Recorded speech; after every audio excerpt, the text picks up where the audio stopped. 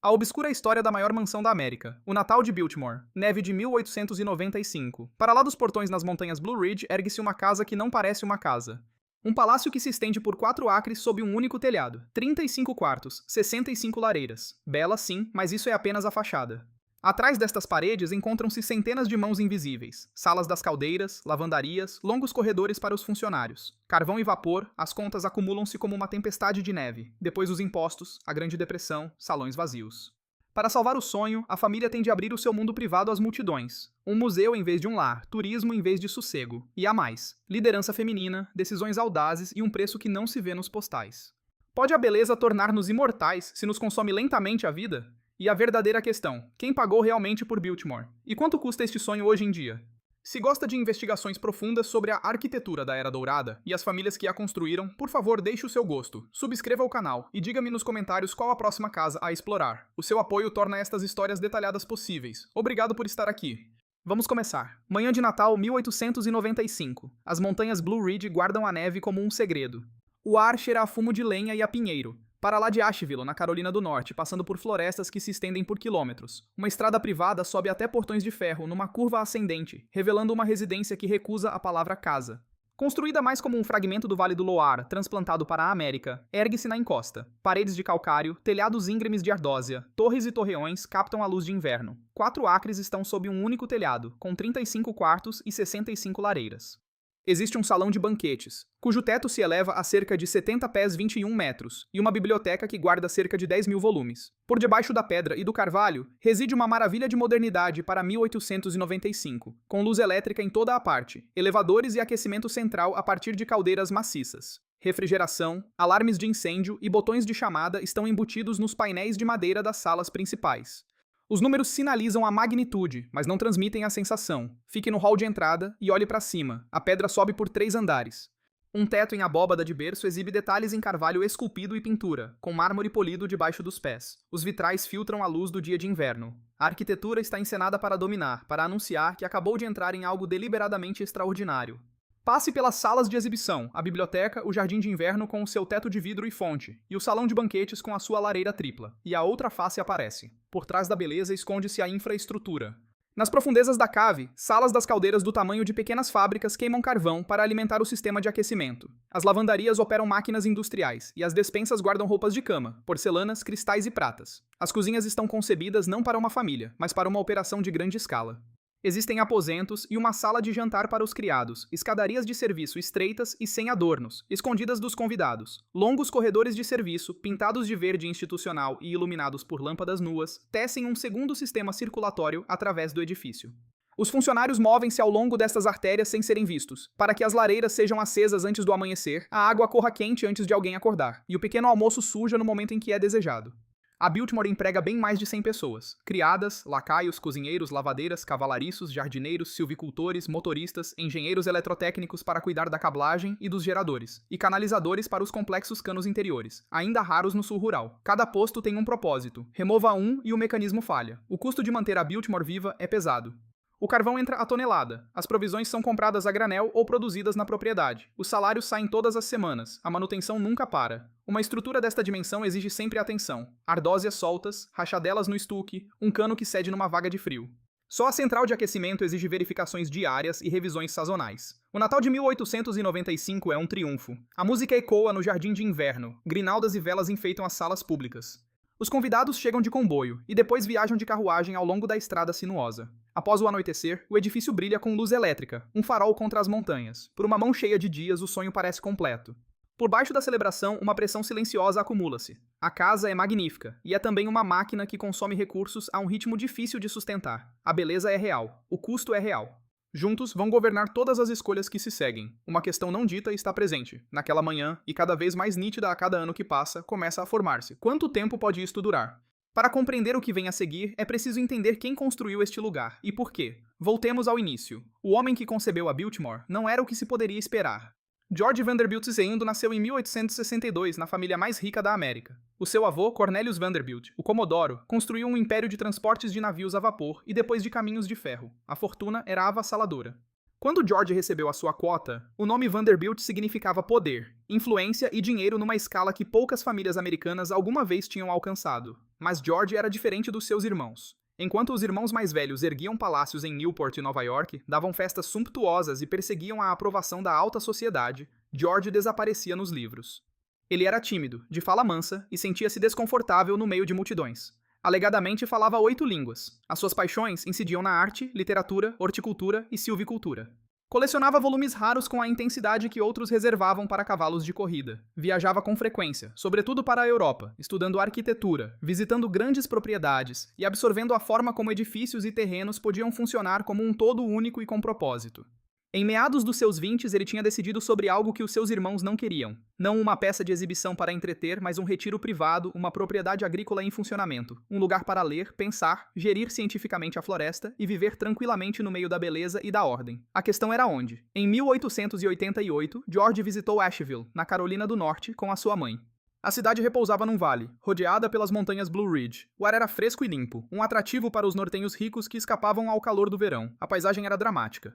A Southern Railway tinha recentemente expandido os serviços até lá, tornando a zona acessível sem a tornar apinhada de gente. George ficou cativado. Começou a comprar terras. Não um pequeno lote simbólico para uma casa de verão, mas milhares de acres. As parcelas acumularam-se. Quintas, encostas arborizadas, campos erodidos devido à exploração madeireira ou esgotados por um cultivo descuidado e, entretanto, abandonados.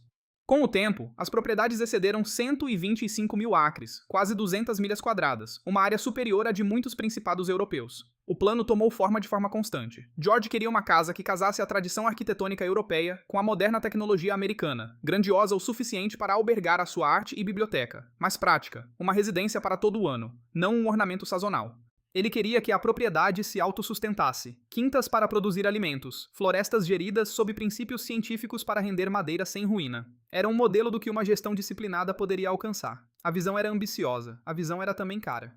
George compreendia que a fortuna familiar, cuidadosamente investida, produzia um rendimento fiável. Em 1888, parecia razoável acreditar que ele poderia financiar tanto a construção como as operações contínuas. O orçamento inicial para a casa foi reportado em cerca de 5 milhões de dólares, o que seria largamente superior a 100 milhões aos valores de hoje. E isso era apenas o princípio. Para trazer a ideia ao mundo, George precisava de conhecimentos técnicos que não possuía. Precisava de arquitetos, uma mente para o paisagismo, engenheiros e gestores. Pessoas que pudessem traduzir a intenção em pedra, madeira, água, estradas e sistemas operacionais. Voltou-se para 2 homens, cujos nomes se tornariam inseparáveis da história da Biltmore. O primeiro era Richard Morris Hunt, o principal arquiteto da América, formado na École des Beaux-Arts em Paris, o primeiro americano a consegui-lo.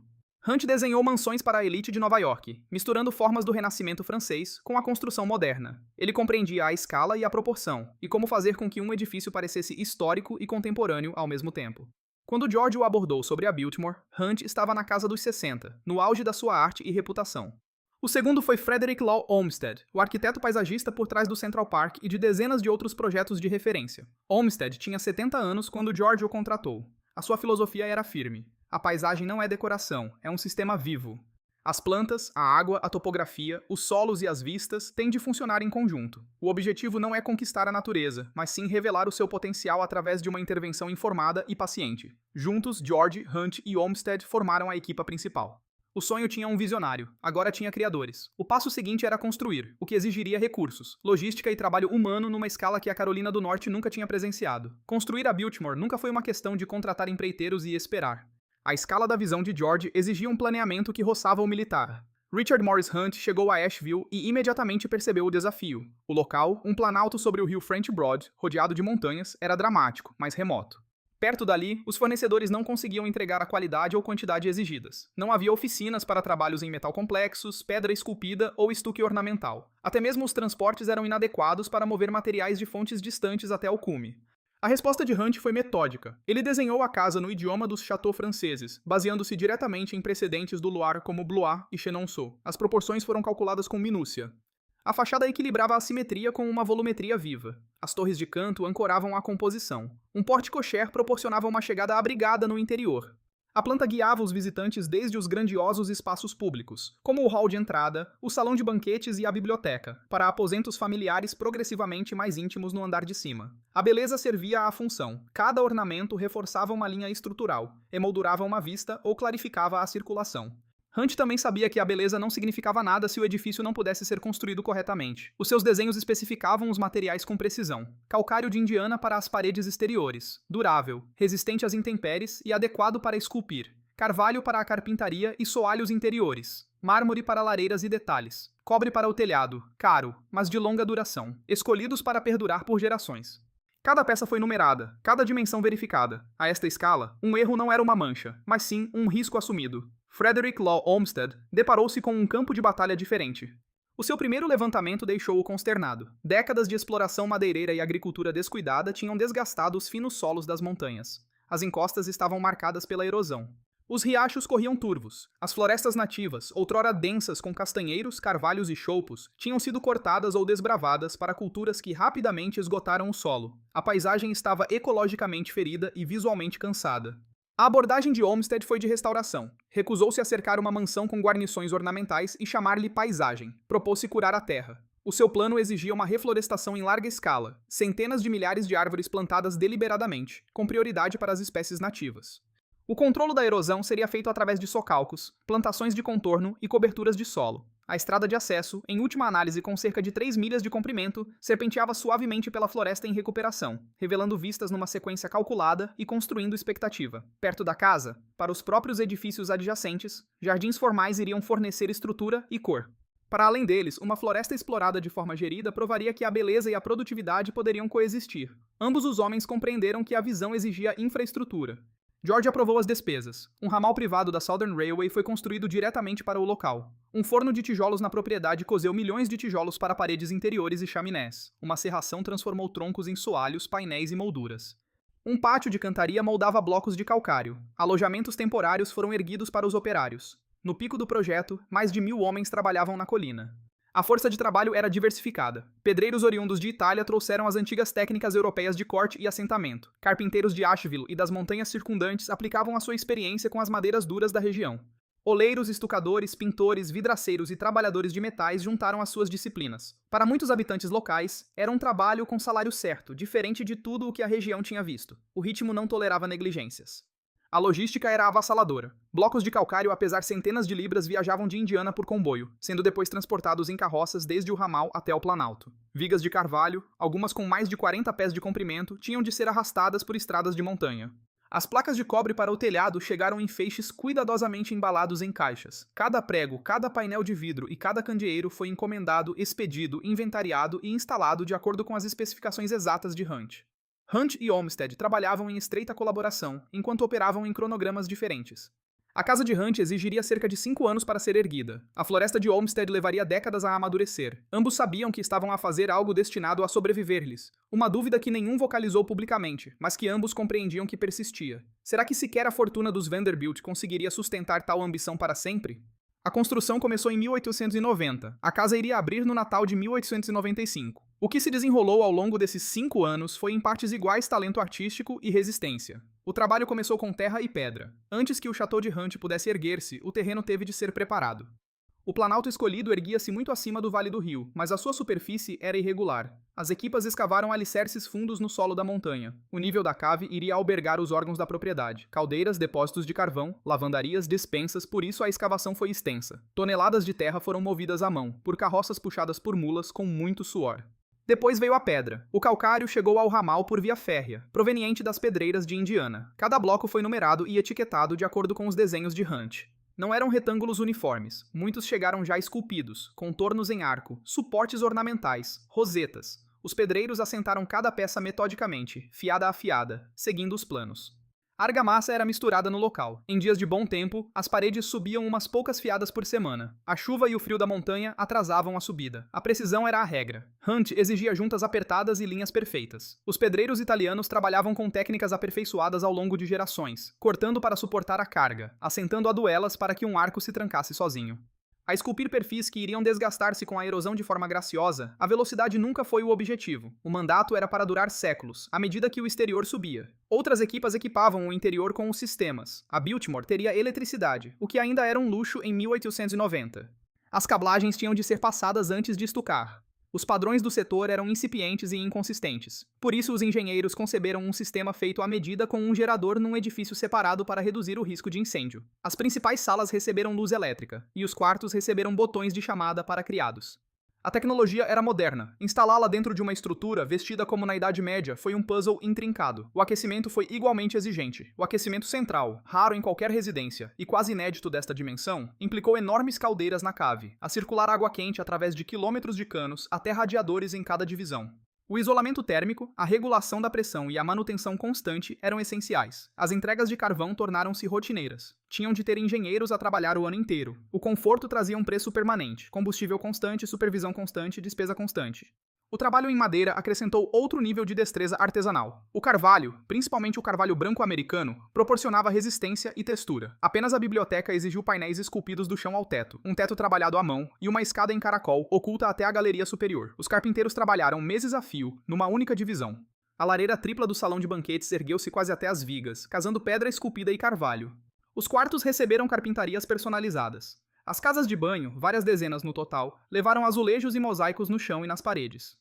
Louças de porcelana e água corrente quente e fria. O custo humano é difícil de contabilizar, o trabalho era extenuante. O pó da pedra queimava os pulmões.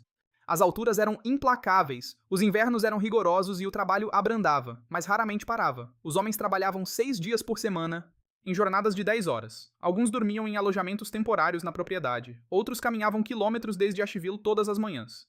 Os livros de salários nos arquivos da Biltmore registraram centenas de nomes. Os pedreiros ganhavam mais do que os trabalhadores comuns. A qualificação exigia um prêmio salarial. Carpinteiros e estucadores ganhavam ao dia. As mulheres trabalhavam nas cozinhas e nas lavandarias da propriedade, alimentando os trabalhadores e lavando-lhes a roupa. Durante 5 anos, esta foi uma cidade temporária, unida pelo dinheiro dos Vanderbilt.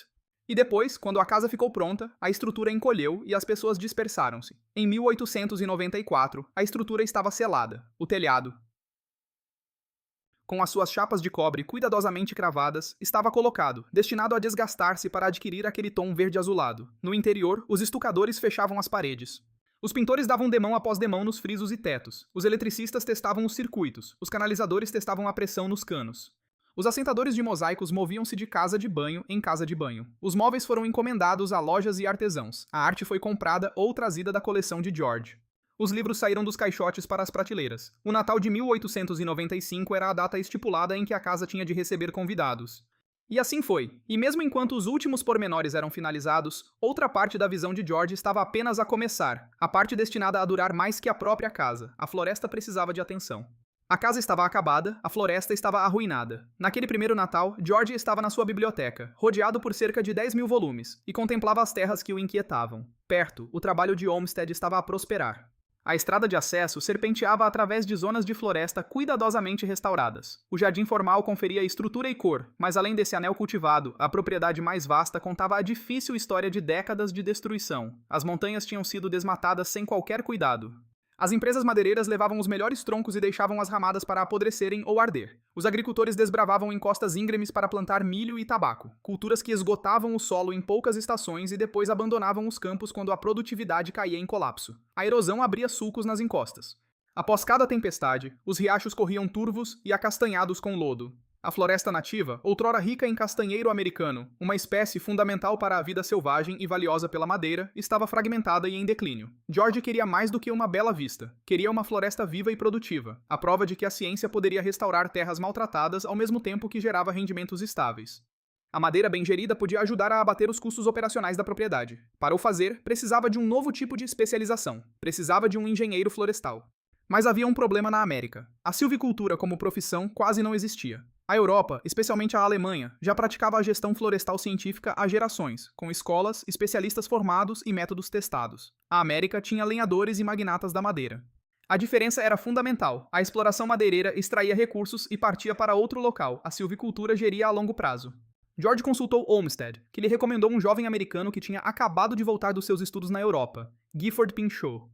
Pinchot tinha 26 anos quando George o contratou em 1892, ainda antes de a casa estar terminada. E ele estava ansioso por pôr os métodos europeus a funcionar em solo americano. Pinchot inspecionou a propriedade e deparou-se tanto com uma confusão como com uma dádiva. A confusão era o estado do solo, a dádiva era a escala impressionante, os cerca de 125.000 acres. Ofereciam espaço para experimentar, para adaptar as técnicas europeias e criar um modelo do que a silvicultura americana poderia vir a ser.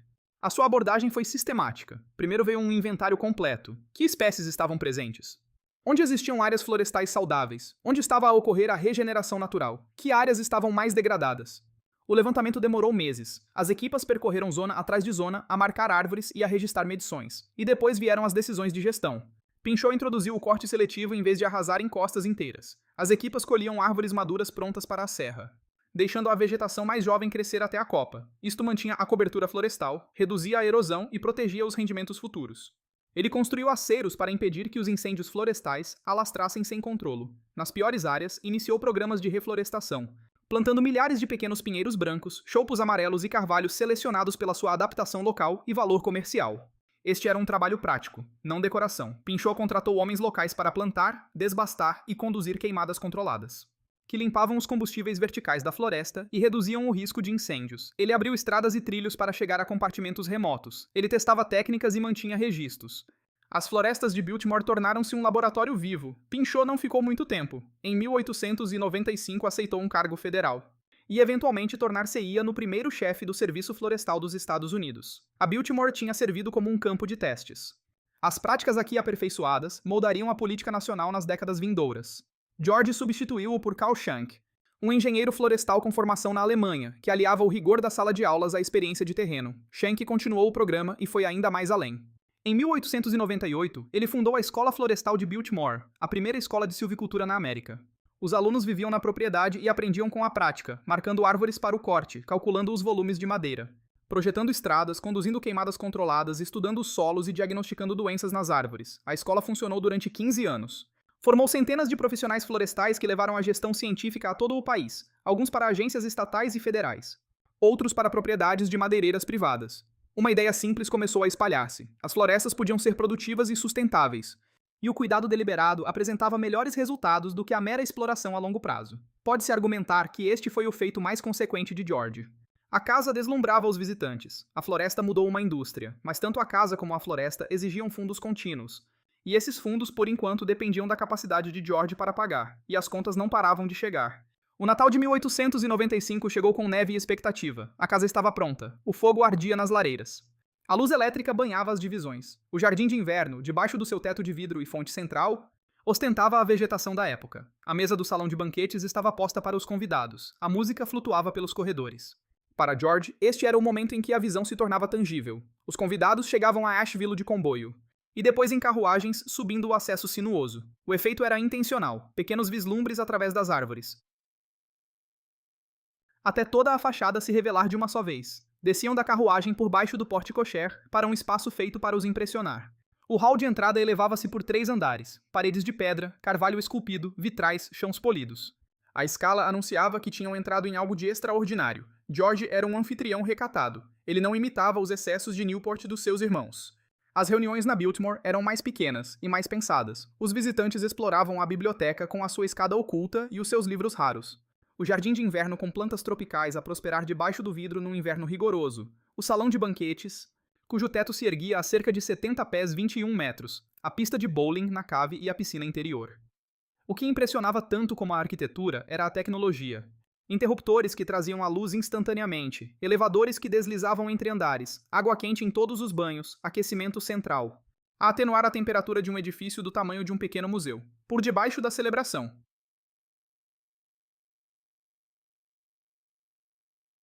A realidade prática nunca abandonava a sala. A casa exigia atenção constante. Mais de uma centena de funcionários mantinham a Biltmore viva. Criadas limpavam, mudavam roupas de cama e salvaguardavam o acabamento de cada superfície. Lacaios serviam as refeições, alimentavam as fogueiras e respondiam aos botões de chamada. Os cozinheiros alimentavam a família e o pessoal. As lavadeiras lutavam contra montanhas de lençóis e roupas. Os engenheiros cuidavam das caldeiras e dos equipamentos elétricos. Os jardineiros mantinham os jardins e a estrada de acesso em ordem. Os cavalariços geriam os cavalos e carruagens. Os silvicultores olhavam pelas zonas de bosque. Cada trabalhador recebia um salário. Cada departamento consumia provisões. O carvão chegava às toneladas nos vagões para alimentar as caldeiras. Os mantimentos eram comprados a granel, ou cultivados e processados nas quintas e leiterias da propriedade. A manutenção não tinha descanso. Uma estrutura deste tamanho tinha sempre uma ardósia para recolocar, um estuque para reparar, um cano para substituir, um circuito para diagnosticar. Cada reparação requeria mãos hábeis e materiais. Os custos mensais de operação eram consideráveis. George tinha previsto que a sua parte da fortuna dos Vanderbilt gerasse rendimentos provenientes de caminhos de ferro, do setor imobiliário e do ramo financeiro, e por qualquer métrica que se usasse, era considerável. A questão era saber se isso era suficiente. George mantinha uma contabilidade cuidadosa. Os livros de registros nos arquivos detalhavam tudo: salários, carvão, comida, reparações, impostos, seguros. Os valores são precisos e assustadores. Supunha-se que os braços produtivos da propriedade suportassem parte do peso. A leiteria produzia leite, manteiga e queijo. Os jardins e as estufas forneciam legumes ao longo de todo o ano. Os pomares davam fruta. A floresta, sob a supervisão de Schenck e dos seus estudantes, começava a gerar receitas de madeira. Estes fluxos de capital importavam, mas não conseguiam igualar os custos de operação da própria casa. George acreditava que conseguiria manter o equilíbrio. Ele tinha recursos e resiliência. Ele amava a Biltmore. O silêncio da biblioteca. As vistas da montanha, a prova de que a silvicultura científica podia curar a terra. Isto era retiro, vocação e legado, tudo de uma só vez. Contudo, a pressão era real. Cada mês trazia contas. Cada mês os fundos moviam-se para lhes fazer face. A casa era magnífica. A casa era também uma máquina que consumia dinheiro a uma taxa que até a riqueza da família. Vanderbilt talvez não conseguisse sustentar para sempre. A resposta de George foi a disciplina. Evitava espetáculos, limitava a lista de convidados, investia na produtividade expandindo as quintas, refinando o trabalho florestal, procurando eficiência onde quer que pudesse. A esperança era simples. Com o tempo, a propriedade sustentaria uma fatia maior de si mesma, e durante cerca de uma década, esse equilíbrio manteve-se. A casa funcionava, as florestas melhoravam, a povoação para lá dos portões, a aldeia de Biltmore, criada para alojar os trabalhadores e prestar serviços, tornou-se numa comunidade bem organizada, com igreja, escola, lojas e casas de campo. Os salários eram justos para os padrões da altura, o alojamento era decente, a gestão paternalista, mas para a época, comparativamente esclarecida. A propriedade parecia estável, o sonho parecia sustentável, até que forças alheias ao controle de George começaram a mudar as contas. Os anos a seguir aquele primeiro Natal entraram num ritmo próprio. George nunca quis que a Biltmore fosse meramente ornamental. Desde o início que a sua visão incluía a produtividade. A propriedade seria bonita, sim, e iria trabalhar. As quintas forneceriam comida, as florestas renderiam madeira, as terras ajudariam a pagar o seu próprio sustento, ou pelo menos, suportariam uma parte significativa das despesas de manutenção. As quintas expandiram-se a um ritmo constante. A leiteria transformou-se numa das maiores na Carolina do Norte. As vacas de raça Jersey pastavam ao longo do rio French Broad. O leite era processado no local, parte para a casa e os empregados, o restante vendido em Asheville. A manteiga e o queijo adicionavam um rendimento estável. A qualidade manteve-se alta porque George exigia saneamento moderno e cuidados adequados com os animais, práticas pouco comuns em grande parte do sul rural. Hortas e estufas abasteciam as cozinhas. Todo ano com tomates, alfaces, pepinos, feijões, tubérculos guardados para o inverno. Os pomares davam maçãs, pêssegos e peras. Os porcos e as galinhas davam carne e ovos. O objetivo era a autossuficiência prática, reduzindo a exposição a fornecedores externos e a preços voláteis. Nas matas, Schenck manteve o programa florestal no rumo certo. A exploração seletiva fornecia um fluxo de madeira consistente para as serrações locais, não de modo espetacular, mas constante. Ainda mais importante era que a floresta estava a rejuvenescer. A erosão abrandou quando a vegetação rasteira regressou, a vida selvagem começou a retornar. As áreas de reflorestação da década de 1890 amadureceram para criar áreas jovens e seguras. A aldeia de Biltmore, a comunidade que George ergueu junto aos portões, tornou-se num pequeno modelo de planeamento. Richard Sharp Smith, o arquiteto supervisor de Hunt, estabeleceu um vocabulário de campo inglês, tijolo e estuque, telhados de ardósia, proporções humanizadas. Uma igreja, uma escola, um hospital, lojas de bens e serviços, casas para os trabalhadores e as suas famílias. A política laboral de George era paternalista, ainda que comparativamente progressista para o seu tempo. Os salários chegavam de forma certa, as habitações eram bem mantidas.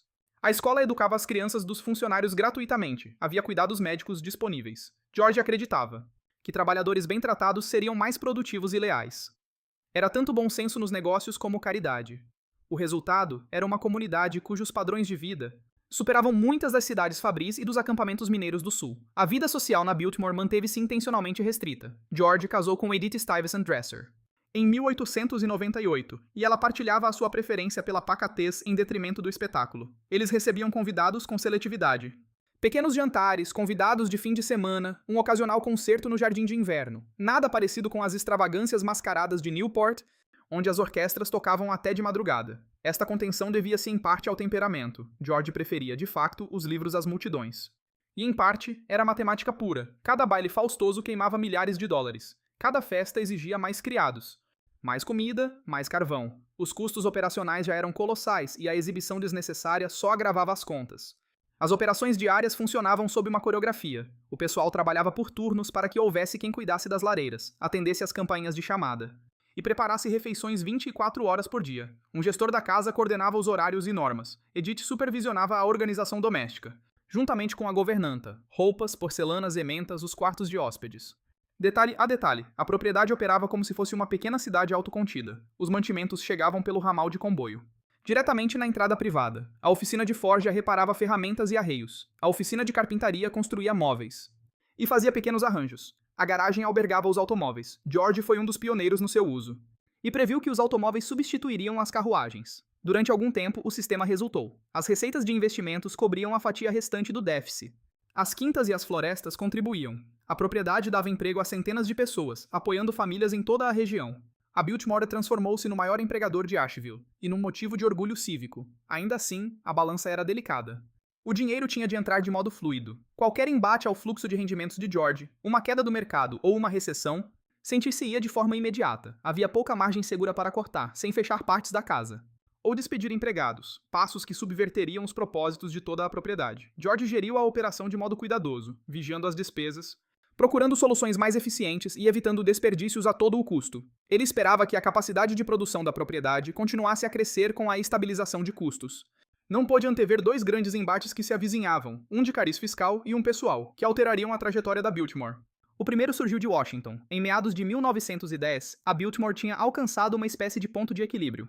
A casa já funcionava há uns 15 anos. Os sistemas assentavam nas suas rotinas, os empregados compreendiam a fundo os seus papéis e as explorações agrícolas eram férteis. As florestas, sob uma rigorosa gestão científica, forneciam um fluxo constante de rendimentos derivados da madeira, estando claramente recuperadas de muitas décadas de abusos sucessivos. George e Edith tiveram uma filha, Cornélia, nascida no ano de 1900. A família mantinha um modo de vida discreto, invernava na Biltmore e no verão costumava viajar ou alojar-se em outras das suas residências. A propriedade tinha ares de estabilidade. O grande sonho parecia a salvo. Contudo, Washington alterou as regras do jogo. Em 1913, o Congresso retificou a 16ª emenda, onde procedia à criação do Imposto Federal sobre o Rendimento. Até ao referido momento, os norte-americanos com fortunas quase nunca pagavam qualquer imposto de forma direta ao governo federal. Haviam impostos sobre propriedades. No entanto, o rendimento e salários quase passavam ilesos dos respectivos impostos, algo sobre o qual a impressionante fortuna da família Vanderbilt tinha crescido e ganho base. O imposto sobre o rendimento alterou todas as perspectivas e contas. Uma porção bastante assinalável de toda a renda ganha anualmente por George. O mesmo fluxo que ia custeando grande parte das despesas gerais da Biltmore foi daí para a frente redirecionado de modo direto para o governo federal. Os impostos deram seus primeiros passos com taxas bastante simpáticas, mas logo começaram a saltar para quem lucrava somas assinaláveis. Em cada um dos anos seguintes, George viria a transferir um volume assinalável das suas posses para Washington, fundos esses que em tempo cobriam na plenitude as compras de carvão, honorários do staff em geral, e a manutenção do edificado e espaços adjacentes. O embate notou-se como que de pronto, e o balanço minuciosamente afinado de gastos por contraponto de receitas ruiu e tombou. Não havendo maneira simples de colocar de volta aquele compasso, o espaço físico persistia em reclamar a compra de matérias necessárias, como que fosse mão de obra, matérias base para aquecimento, reparações pontuais. Mas não ficava por aqui. Aquilo que o fundo de capitais disponibilizava na mão com margem para fazer o referido fundo era muito curto. George percorria com olhos preocupados pelo grande tomo de assentos de contas, via no momento com preocupações crescentes a necessidade em encurtar os bolsos de forma clara. Mas a que departamento fazer o tal corte? Cada ramo da propriedade afigurava-se como de extrema necessidade de continuidade. Mandar para o desemprego parte substancial de equipas do quadro ativo trazia quebras irreparáveis no sistema, como os motores e afins. Dar o encerrado dos recintos tirava toda e qualquer ideia da fundação principal deste colosso de moradia e local e zona circundante de áreas abertas. Restringir nos espaços da granja ou zonas matas equivaleria ao fim das colheitas de provisões, as mesmas que de tudo muito deram base num fôlego do montante de rendimento em prol da causa. George principiou aos pequenos moldes de ajustar porções das rotinas do cotidiano, reduziu de certa e de muita forma as despesas com o lado de viagens turísticas, postergando certas compras as quais via com um lado sem qualquer pressa por necessidade ou urgência premente. As reformulações em certas tarefas vinham por um avanço a medo ao passo do momento, num intento puro da pretensão de resguardar do mal o epicentro de atuação de cada uma das rotinas, diminuindo saídas de caixa contínuas. Era a convicção por certo sua, uma navegação tranquila frente ao que as dificuldades demonstravam para com isto, via a contribuição forçada à Casa de Fazenda Americana Federal, com as obrigações com o Estado, na forma de dotação a este, e que agora se mostrava definitiva de não desaparecer. Contudo, as fundações estariam sujeitas, e à margem, a criar contornos do processo numa mudança, ou ainda um a mais, de melhor proveitos poder crescer nos ritmos, com a fatura a cair nas proporções para o abrandamento necessário. Com algum avanço decorrido, o modelo iria chegar a atingir certos marcos da normalização e conformidade que era pretendida na base. Mas o tempo que ainda dispunham escasseou algures no começo do mês de março de 1914. George deslocara-se com fins associados ao lado das suas maleitas de cariz médica na direção a Washington, D.C. Uma batalha de pormenores na sua saúde andara a tomar os pensamentos com base sobre complicações nas partes de contornos de inflamação aguda da sua apendicite. Sob múltiplos reportes que sobre esse período a sua fase final chegou, sem que existissem os mais infames prognósticos ou avarias sérias na visão e diagnóstico dado sobre as suas dificuldades com a apendicite.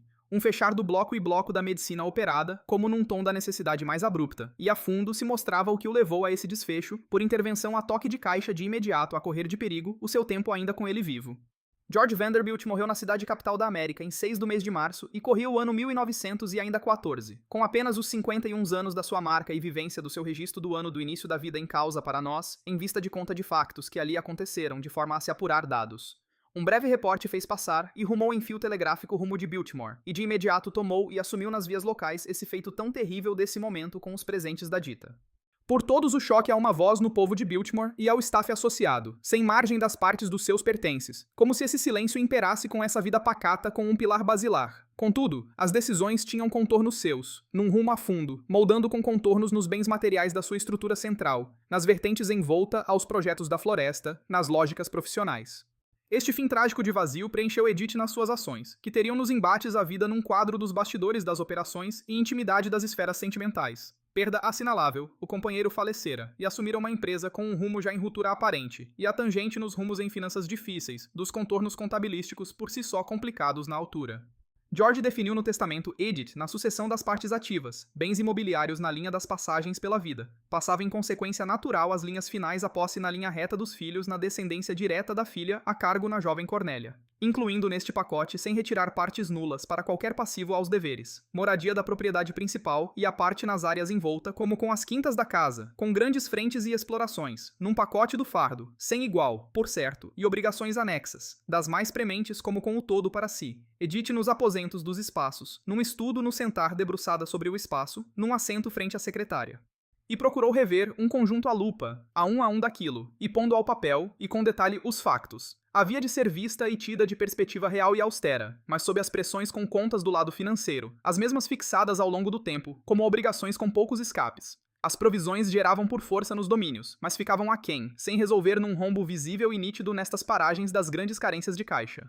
Este grande poço para encher só viria desde e em boa nota, proveniente dos ditos fluxos ao abrigo sob forma de dotação a ele pertencente, ainda em tempo vindo do seu vasto rol que o acompanhava, os quais ao final se verificava que ainda por estes lados existia o capital do patrimônio de espólio por parte da linha de bens dele. Impostos do nível sobre o Estado por inteiro, que se cobravam na esfera deste nível sobre os bens da riqueza, além custos sob vias na formalidade da transação a seu abrigo, decrescia as montantes com proveito nas quantias apuradas com as verbas que chegavam até ela, para cobrir na altura dos fundos que ficavam sem perdas do encargo todo associado ao pacote das propriedades todas de grande volume que estaria agora.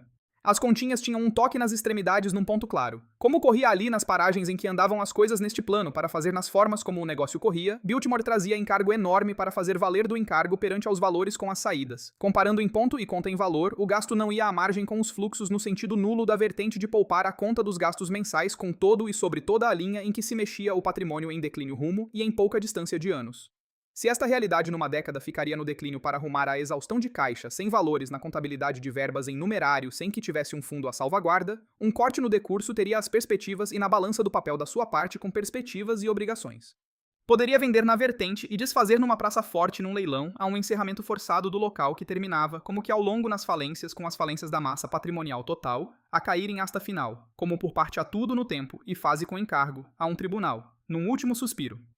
Se o plano sem fim, que o falecido projetou de tal magnitude para se dar numa das possibilidades, e ela ter num presente em tomar no agora com rumos ao futuro que deitava base numa certeza forte e viva da continuidade desse lado daquela magnitude por muitos anos vindouros por causa num lugar na mente como que ficaria em pedra, erguido na certeza com bases reais. E nestes anos estava na conta num valor à ordem dos 43 ao total de anos desde de vida. Sem que houvesse, como por norma, os tempos faziam ditar na cultura, com o marido, a acompanhá-la a presença deste, num cargo enorme nas costas, com um volume à roda de pessoas num empregador, a dar um ordenado, sem descer às partes das pessoas, que levavam no total as largas das dezenas a centenas, como os da área dos seus trabalhadores, das suas frentes, das vertentes do edificado de peso incalculável.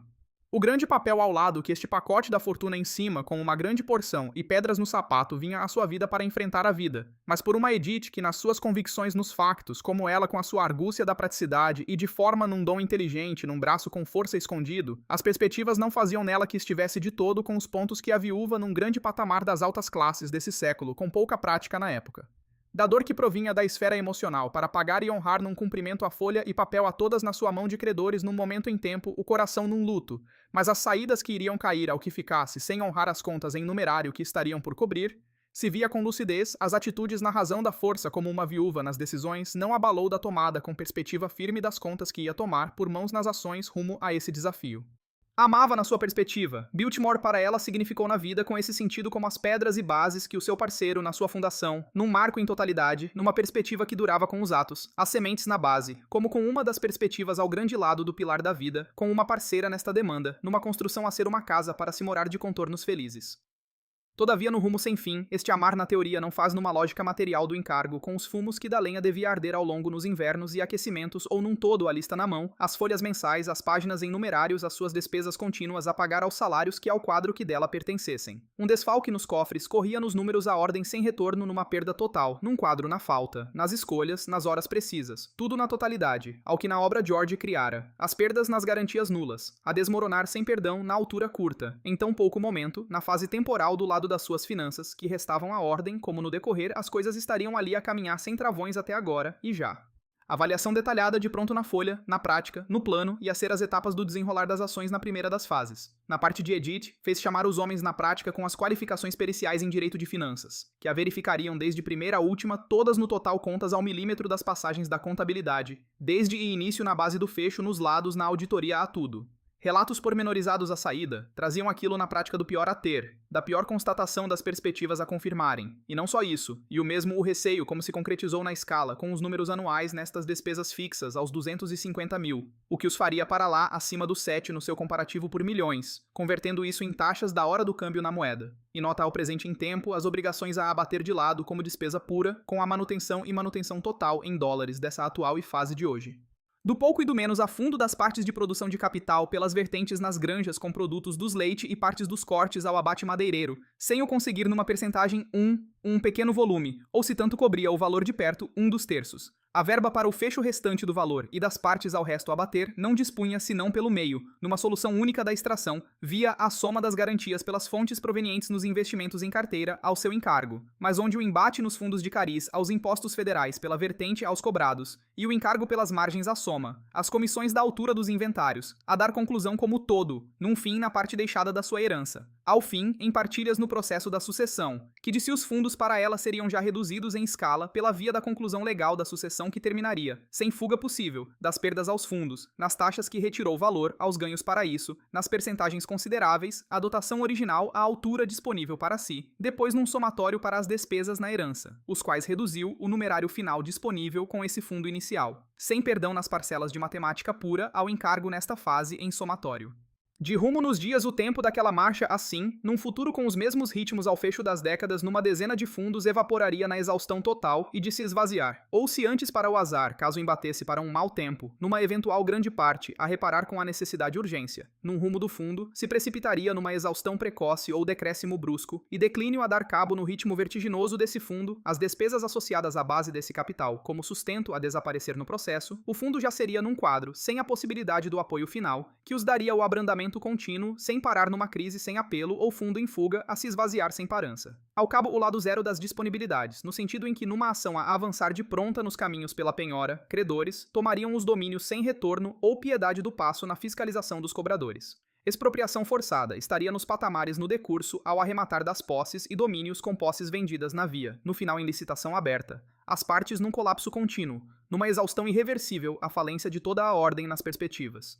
A senhora colocou em avaliação todas sobre as opções, as soluções possíveis no prato, ao se deparar nas alternativas presentes do momento a serem avaliadas a partida nas opções por ponderar com todo do pormenor os cenários possíveis que via do seu momento. Num fecho ao capítulo alienar no encerramento os domínios para viver sem apuros, os dias num lado ao rumo, com sem fim, num conforte sem igual, num local longínquo de modo confortável para a sua vida das agruras presentes, nas formas de opções dadas. Consultores apontavam e sugeriam, como em maioria para que de facto fosse esse plano as ações a prosseguir por aquele desfecho exato do que devia prosseguir em marcha das coisas nas sugestões que ali davam como melhor a todos com os problemas levantados como melhor opção na vista dos conselheiros numa solução favorável para os desígnios no final da conta, nas perspectivas todas em torno de um rumo ideal dos passos futuros num quadro sem a pressão na base, a fazer do caso de venda geral para o desfecho sem que nada mais fosse alvo da carga para a senhora suportar no processo da tomada das contas nas horas difíceis na mesa, os passos seriam assim fáceis num todo ao encerramento como forma com liquidez a cobrir, sem encargo, as despesas das obrigações, as perspectivas futuras, não estariam nas equações, as preocupações na vida pessoal a se assumir. Num fim, recusa perentória e firme e inabalável, que de forma peremptória negou e de parte pôs nas decisões que não aceitaria esse rumo traçado para si a recusa total, no prosseguir da via num momento pela via ao seu caráter e por razões à defesa dessa posição. O lado a este lugar e espaço não se ficava na soma da parte num passado de parte nostálgica só e única com as memórias de base, um peso em grande nas esferas a vida na área para a região inteira numa vertente com pouca via e vias limitadas numa chance nula, as pessoas ao encargo deste pilar que o lado humano a Biltmore cobria nas suas esferas num todo. Em partes, numa avaliação insubstituível, seria um fim da pérola ao topo, as bases da construção majestosa na fase dourada, a perspectiva monumental, com partes à mistura de arte colecionadas com nível de parte monumental, com toda a sua beleza, numa vertente do mobiliário e de tudo exposto de valor sem mensuração, nas qualidades em torno do imóvel, sem que nada em torno tivesse o mesmo, com as posses a igualar nas escalas, e as famílias associadas à folha, sem os cargos, ficavam expostos às carências ao retirar o pilar destas áreas. Então, na perspectiva ao fecho das decisões, ela repartiu o entrave como modo para contornar das despesas avultadas e solucionar nos pacotes do patrimônio total a dividir com as partes separadas nas ações de gestão, para solucionar na via as coisas todas a seu cargo, numa decisão, a via prática. A moradia, as partes da zona, num anel sem envolta, ficariam à parte da zona principal, que seria preservada, ao passo no limite no núcleo como pilar intocável no plano principal, não ser alvo ao fim que despojar, e na qual a parte preservável na perspectiva central, as visões de base que seria salvo da obra que George sonhou. Os terrenos a perderem mata, da perspectiva das milhares porções da grandeza, seriam, e de modo claro, uma opção alvo passível em transação às coisas no plano florestal a seguir. A grande mancha da floresta estava disposta com negociável e passível de desmembrar do grande e colosso à venda possível das extensões maiores na dimensão florestal da perspectiva. No decorrer desse momento e durante 1900 o tempo nas partes, ao avançar o tempo, e no ano em conta e 15, as negociações pela esfera de Edith para num fecho, a uma abordagem na aproximação das partes a governo federal, num plano em aproximação a avançar a dialogar em perspectiva, num sentido a dar passo avanço às coisas, para a via com a entidade, o serviço à causa norte-americana no plano de serviço da via ao encargo das florestas no ramo serviço florestal, o qual de perto ao fecho em tempos não muitos, nos tempos iniciais para a criação recente. A entidade que estava com a gestão sob e um tempo com tutela de Gifford Pinchot pela via que geriu as árvores ali ao tempo nos locais, este na mira estava a avaliar em busca de um local e terrenos com parcelas numa imensidão das partes rurais aos terrenos nas partes grandes em prol confito às florestas e o lado aos fins, numa vertente de patrimônio do Estado aos desígnios nas florestas a nacional, numa finalidade do interesse geral às parcelas a criar. Era à vista nas exigências no local com o passado na gestão florestal, nas avaliações científicas, nas lógicas no planeamento por George. Nos trabalhos exaustivos, os objetivos em foco. Num desígnio como encaixe exato, a calhar nos requisitos no pedido, o que exigia nas diretrizes do plano pretendido a este alvo, e exigido no que procurava, na mancha florestal, a área na base de gestão florestal, científica sustentada ao seu uso com avaliações comprovadas, as provas nas parcelas contínuas em extensão numa dimensão para justificar numa aptidão com o futuro. Ao todo o processo levou com isto nas etapas da execução do tempo, o andamento demorado ao tempo com a precisão nas fases. Avaliações na prática, as linhas na propriedade topógrafos fizeram as marcas no terreno, o registro do espaço com os levantamentos na zona, e verificação nas extremidades, tudo num passo lento, na comprovação com as demarcações à precisão, para justificar sem perdas na identificação aos marcos fronteiriços nas terras com peritos da equipa na via, de dar o preço ao limite nos cálculos das posses, as valorizações às entidades a estabelecer, e peritos legais de ambos quadrantes em avanço nas normas, a decifrar nos ditames, as normativas contratuais, no progresso ao lado das vias da papelada da parte política, ao Congresso, num fundo com cabimento, numa decisão legal e num decurso à burocracia do Estado, a somar com isto uma etapa a adensar e somar da dificuldade acrescida com as aprovações. Mas num tempo, o encerramento do fecho em negociações, a ocorrer o fim nas negociações, num fecho pelas vias todas das vias em finais, ao contrato com os acertos, a ser transacionado ao fecho formal, em 1900 ao final, com 16, em 1900 ao fecho no tempo da parte, a transitar na propriedade, e ano e década assinalada. As áreas estimadas em volta à dimensão transferida de perto, a uma marca em extensão em cerca, e numa escala com aproximação à parcela de 86, e cerca ao registro, em estimativas dos 86 nas partes a 7, e nos contos a sua dimensão, ao redor desse. Em torno às medições em 86.700, e as unidades com precisão aos acres passavam aos encargos sob tutela à nação. Para o Fundo da União Federal, num volume em correspondência como o registro à época, perto as parcelas como uma dimensão ao todo nas porções em partes, comparando em rácio com parte, num espaço aos dois, num cômputo e proporção perto, e terços num total como do total de terrenos iniciais, os dois de perto, numa contagem como a área cedida com terços.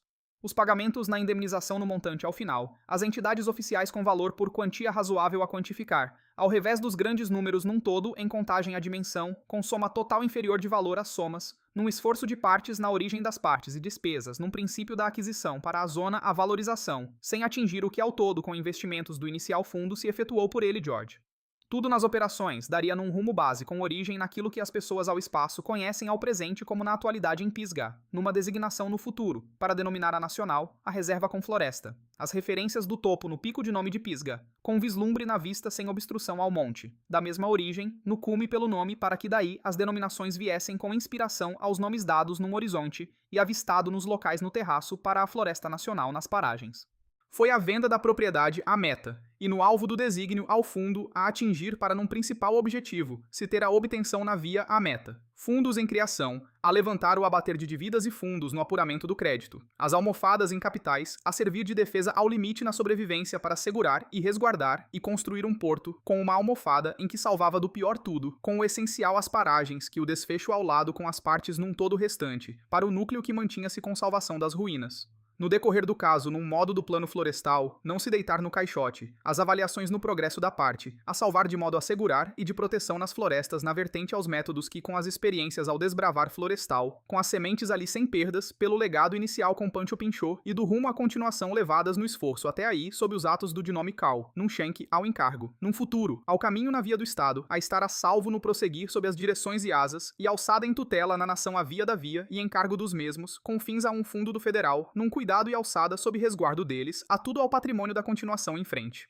O fim na altura e do ponto ao encerramento nas atividades na vertente da escola. As portas fecharam. Biltmore Florestal, ao desfecho dos seus tempos de ensino local, e do mesmo ao Schenck, regressava das voltas no regresso rumo de retorno, rumou até a parte na Europa para a direção Alemanha. Não obstante, num caminho ao futuro no trilho, as árvores do Estado num resguardo sob um guarda nas defesas, com preservação nas partes da proteção, as áreas e partes no projeto das orientações de base, com diretivas da altura dos princípios, com regras aos e métodos a apoiar pelo falecido no empenho. O George do início, nos e princípios com defesa nas bandeiras e causas dos seus princípios, as formas a tomar para o rumo. Ao seu encargo de posse, as áreas com parte na área da zona e terras nas extremidades nas mãos, a Edith assegurar nas parcelas remanescentes de escala de acres. As margens com números da ordem em milhares. As casas dos 8 de aproximação nas dimensões ao perto. Ao longo no local. Ao e centro núcleo, em volta ao núcleo na casa do núcleo principal, as vias à aldeia, num total, as proximidades à propriedade da dimensão, o que de grande e vasto, em considerável de substancial valor, continuava num montante que daria numa capacidade da vertente mais comportável. Com recursos em focalização à força dos ditos e meios para centralizar a atenção num esforço a proteger a casa principal, com o núcleo à disposição das atenções base, num centro livre das pressões do e fardo, em custos com os constrangimentos pelo e do peso monumental das partes, e as perdas em escala de milhares as partes da perspectiva das milhares porções, e os números a administrar no processo com das despesas da área, por administrar as áreas maiores. Depois de fase das reduções, chegou a área na parte aos passos da vertente da parte operacional, a começar num plano A avançar no decorrer com as vagas na supressão, num corte das vagas de decréscimo ao corte progressivo, num efetivo aos valores no total das vagas no emprego, a encolher num aspecto contínuo, sem ser abrupto do gradual ritmo nos cortes dos postos, pela via à supressão natural ou no não preencher as vagas. ou nos cortes orientados nas reduções à via dos despedimentos, num objetivo da dor, num fim, e a atenuar as partes, as pancadas nas perspectivas, o choque na via, num pacote de fins e saídas das indemnizações aos possíveis da atribuição, num fundo, se o fundo num plano que os dessem para, e indemnizar aos possíveis nas partes. Com as ajudas e as vias do plano, nos papéis das vias das divias, e de apoios das, com cartas no papel de parte, com recomendação a dar e de rumo nas mãos dos mesmos, e auxílio a facilitar aos processos e buscas do plano, num encontrar novo para novos rumos, aos que ali ficavam, sem e novos trabalhos de rumo, as procuras em trabalhos novos, do lado e fora no mercado em geral. Num fundir dos ramos da propriedade, a diminuir as divisões e secções no interior em fusão conjunta dos mesmos. A redução visível a passar do interior da mão nas partes do conjunto da força do plano, nas partes internas aos e dos domésticos, as partes das centenas, num topo do limiar, as casas e valores de início, as partes e margens nos quadros das mais das centenas, a passagem aos fundos em queda progressiva, as marcas na casa em valor e cerca dos 60 nos números atuais ao balanço, as contas para, e margem em números, no que ainda na conta à época ser das contas dos vastos, as somas e o somatório dos vastos, ao, e o quadro à dimensão, as quantias aos valores, as perspectivas e na balança grandes ainda, e das maiores, a sustentar com perspectiva e rumo contínuo e exequível no momento do sustentável patamar à altura. Numa prioridade à triagem, as vias de davia e reparos à manutenção às coisas a proceder, e as mais necessárias às frentes aos alvos, em primeiro no rumo ao lugar, primeiro no lugar de fila na calha, e nos urgentes sistemas à base no topo, nas atenções, base às vitais, nos aspectos das necessidades aos sistemas da lista da calha a primeira fila com sistemas, e o aquecimento em prioridade de energia, em prioridade as prioridades com luz da energia, e os de vias das partes de tubagens com águas no topo de linha, a fazer do avanço nas vias, a priorizar no processo a cabeça dos reparos de urgência das obras, a fazer a fila de parte do rumo, as obras da frente.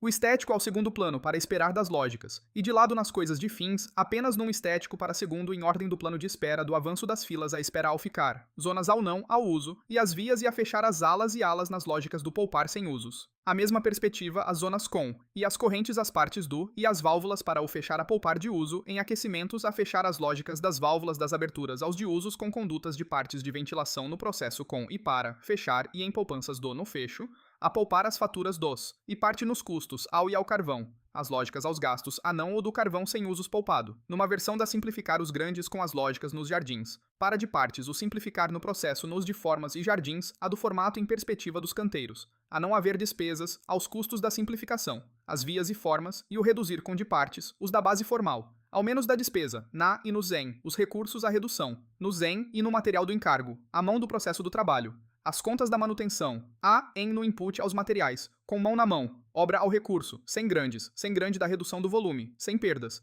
As manutenções a custos avultados do processo, as partes das reduções aos materiais de custos avultados, para o próprio nos custos do plano, e partes as contas ao próprio lado do lado, com cortes severos no processo ao aos, e com edit de nos seus cortes à fita e na via drástica, ao uso aos custos nas próprias esferas de dá no seu fundo, na via, a reduzir e cortar as próprias de aos dá, despesas, aos cortes de drástica, aos cortes de fundo, na vertente, com perspectiva brusca, de corte drástico e agudo. As despesas as e dos cortes na vertente sua, da vertente do lado seu, na despesas, a em corte, a corte severo de fundo e das próprias contas despesas, a um drástico da vertente e drástica das despesas na parte pessoal. Mantinha livros de registros detalhados, revia as contas mensalmente e questionava todas as despesas. Restaurar a Biltmore, a visão completa de George já não era viável. O objetivo era a continuidade enxuta, uma operação mais pequena que pudesse viver dentro dos seus meios ao longo da década de 1920. A estratégia resultou, a propriedade estabilizou, as contas foram pagas e os funcionários receberam os seus salários. A casa foi mantida, ainda que sem luxos. Cornélia cresceu, casou-se e formou família. Então chegou 1929. O mercado de ações caiu, a Grande Depressão começou e Edith enfrentou a sua crise seguinte. O colapso ocorreu em outubro de 1929. O valor das ações ruiu, os bancos faliram e as empresas fecharam as portas. O desemprego disparou. Uma economia que parecia próspera e estável, ao longo da década de 1920, revelou a sua fragilidade. As fortunas evaporaram-se. Até as famílias com investimentos diversificados viram os seus ativos encolher. A Biltmore não foi imune. Os investimentos que sustentavam as receitas operacionais da propriedade perderam valor. Os dividendos diminuíram ou pararam. O fluxo de caixa em que Edith confiava para os salários, reservas de carvão e reparações tornou-se incerto. Ao mesmo tempo, a depressão devastou Asheville e os condados das montanhas. O turismo, que tinha crescido nos anos 20, a era do automóvel, com os americanos a fazerem viagens de carro até as Blue Ridge, desapareceu quase da noite para o dia. As férias eram um luxo que ninguém podia pagar. Os hotéis ficaram vazios, os restaurantes fecharam, as lojas lutavam para sobreviver. O desemprego na região ultrapassou os 20%. Edith enfrentou um balanço sombrio. Os rendimentos tinham caído. As despesas, embora muito mais reduzidas do que na era de George, continuavam substanciais. As quintas e as florestas produziam receitas, mas nem de perto o suficiente para preencher a lacuna. Eram possíveis mais cortes, despedir mais funcionários, apagar as luzes de mais divisões, adiar tudo o que não fosse manutenção de emergência. Contudo, havia um limite a partir do qual a própria casa começaria a falhar. As estruturas de pedra exigem cuidados constantes. A negligência atrai água, a água gera podridão, o estuque solta-se. Pequenos problemas tornam-se estruturais. Alguns anos subfinanciados poderiam exigir décadas e uma fortuna para serem revertidos. Edith ponderou vender. Os corretores propuseram desmembrar a terra para a construção, mas quem compraria durante uma depressão? E mesmo que as parcelas se vendessem, a casa estaria provavelmente condenada. Demasiado grande, demasiado cara para manter, impraticável para qualquer outro uso que não o que George pretendera. Depois, alguém, a origem precisa não é clara, sugeriu um passo radical. Abrir a Biltmore a visitantes pagantes. Para a classe e a geração de Edith, a ideia roçava o escândalo. A privacidade era um credo. A ideia de estranhos a passarem fila pelos seus quartos, a examinar os seus pertences, parecia impensável. Edith foi pragmática. Ela já tinha vendido 2/3 das montanhas de George, reduzido os funcionários, fechado alas e simplificado as operações. Abrir as portas aos visitantes era a próxima adaptação lógica, e oferecia algo mais do que o mero alívio para a propriedade. Asheville precisava de trabalho. Se a Biltmore atraísse turistas, esses viajantes iriam alojar-se em hotéis locais, comer em restaurantes locais e comprar nas ruas locais. A própria propriedade iria contratar guias, cobradores de bilhetes e equipas para os jardins. Num momento de ociosidade quase universal, isto poderia pôr as pessoas de volta ao trabalho. Ela decidiu que a Biltmore abriria ao público em março de 1930. Os preparativos foram substanciais, mas frugais. As salas foram arrumadas para exibição, cordas e barreiras guiavam os visitantes e protegiam o mobiliário. Foram mapeadas rotas, e o pessoal foi treinado para o fluxo de multidões e perguntas. Imprimiram-se bilhetes e anúncios saíram nos jornais regionais. A admissão foi fixada em $1 por pessoa, um valor suficientemente alto para fazer a diferença, e suficientemente baixo para tentar visitantes em tempos difíceis. A visita abrangeria os principais espaços públicos: hall de entrada, salão de banquetes, biblioteca, jardim de inverno e alguns quartos selecionados. Os aposentos familiares privados permaneceriam encerrados. Os convidados entrariam pela frente, seguiriam um caminho pré-estabelecido e sairiam pela lateral. O circuito foi planeado para cerca de 2 horas. O dia de abertura carregava uma verdadeira incerteza. Iria alguém aparecer? Estariam as pessoas dispostas a separar-se de $1 durante uma depressão para ver uma casa? Iriam os americanos considerar a experiência inspiradora ou voyeurista? A adesão superou as expectativas. Chegaram visitantes de Asheville e das cidades periféricas. Alguns chegaram a pé, outros de carro, uns quantos de carroça. Pagaram o seu $1 e entraram na casa que George tinha erguido e que Edith tinha lutado para manter. Entraram no hall e olharam para a pedra que subia 3 andares. Ficaram no salão de banquetes, debaixo da lareira tripla e do teto que se elevava a cerca de 70 pés 21 metros.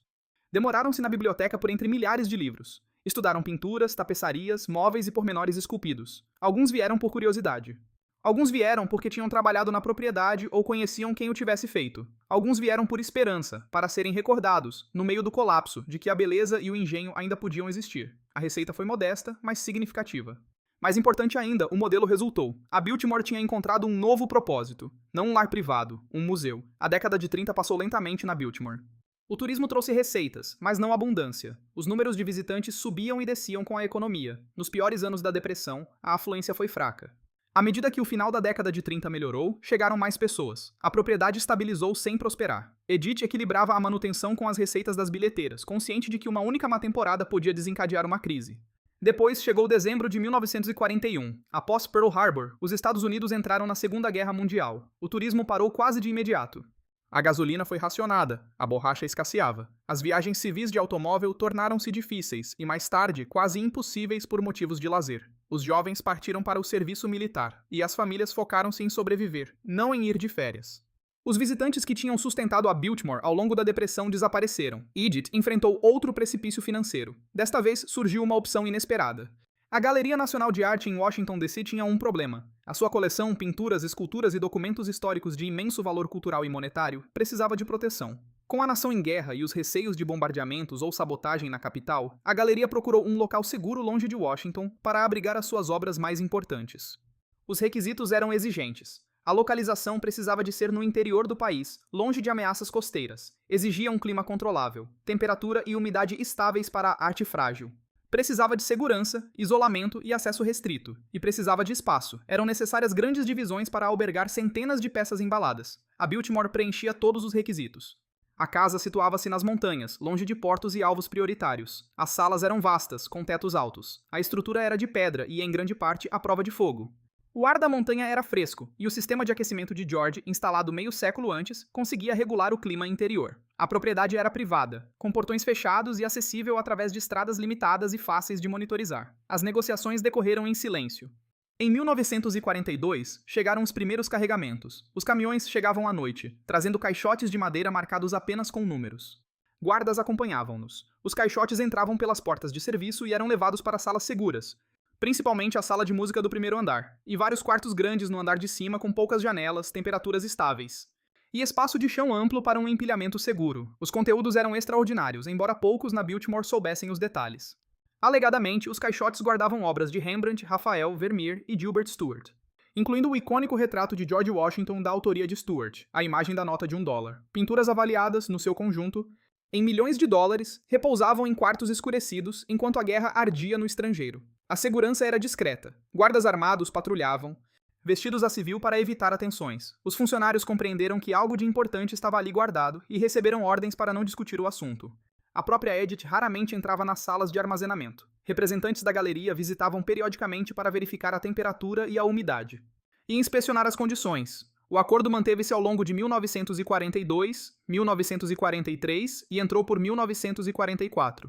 Uma casa construída para a beleza e o entretenimento servia agora de cofre forte. A fonte do jardim de inverno continuava a murmurar. As luzes continuavam a brilhar na biblioteca, mas os salões estavam mais silenciosos do que em décadas. Poucos visitantes, atividade mínima, guardas nas suas rondas e caixotes a guardar uma parte da herança artística da América.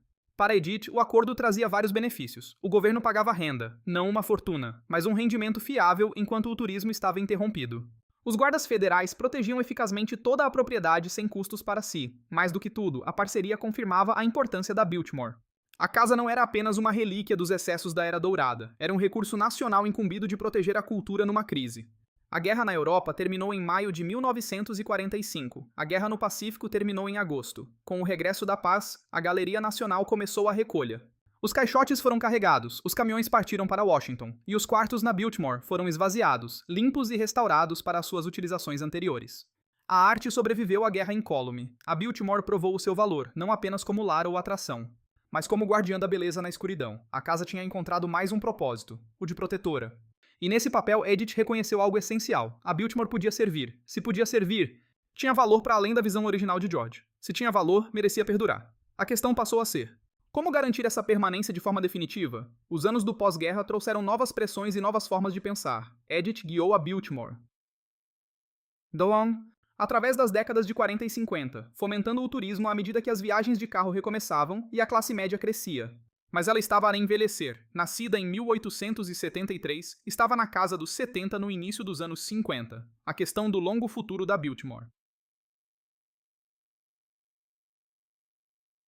já não podia ser adiada. A sua filha Cornélia tinha casado e divorciado-se, e passava longos períodos longe da propriedade. A linha seguinte, os filhos de Cornélia, George e William Cecil, herdariam a responsabilidade, e com ela, a decisão do que a Biltmore se deveria tornar. Não havia um caminho óbvio. A casa era vasta, dispendiosa e cada vez mais complexa de manter. O modelo que Edith fora pioneira a implementar gerava receitas, mas não do tipo necessário para obras de capital em grande escala. A propriedade existia num equilíbrio precário, solvente, mas frágil, a apenas uma falha importante de distância de uma crise. Em 1963, a Biltmore foi designada Marco Histórico Nacional, um reconhecimento formal do seu peso arquitetônico e histórico. Com o prestígio veio a obrigação. Este local não podia ser deixado cair numa ruína gentil. A sua preservação importava para além da família. William Cecil, assumindo a responsabilidade principal, compreendeu que a sobrevivência exigia a profissionalização. A Biltmore não podia funcionar como uma casa particular, aberta pontualmente a visitantes. Tinha de operar como um negócio, um local cultural com gestão profissional, planeamento estratégico e um rendimento estável e diversificado. A mudança chegou de forma deliberada através das décadas de 1960 e 1970. O turismo foi expandido e refinado, as instalações para os visitantes melhoradas, e o marketing tornou-se mais sofisticado.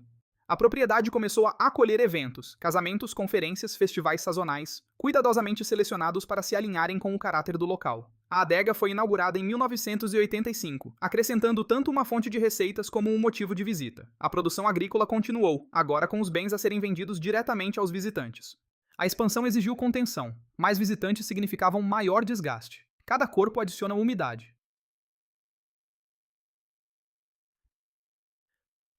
Traz poeiras e toca em superfícies. A tarefa consistia em maximizar as receitas, minimizando os danos. A preservação tornou-se sistemática e contínua. Secções do telhado de cobre, agora com mais de um século, requeriam reparação ou substituição. O calcário necessitava de limpeza e conservação, onde a poluição e o clima desgastavam os detalhes esculpidos. O carvalho do interior precisava de um novo acabamento. O estuque exigia reparações constantes. Os sistemas elétricos e de canalização, que datavam da década de 1890, tinham de ser modernizados. De forma discreta, mantendo o caráter histórico, mas cumprindo as normas de segurança e fiabilidade. O trabalho era minucioso e caro. Artesãos especializados, canteiros, estucadores, metalúrgicos, conservadores tiveram de ser recrutados ou formados. Os materiais foram ajustados aos originais. Cada projeto começava com pesquisa, passava pelo planeamento e terminava sob um rigoroso controle de qualidade. A preservação não era uma campanha com data de fim, era uma responsabilidade permanente. A tecnologia moderna foi introduzida de forma sutil. O controle climático melhorou para proteger o mobiliário e a arte, reduzindo o uso de energia. A supressão de incêndios foi modernizada. A segurança acrescentou câmaras e alarmes discretos, os painéis solares em edifícios anexos.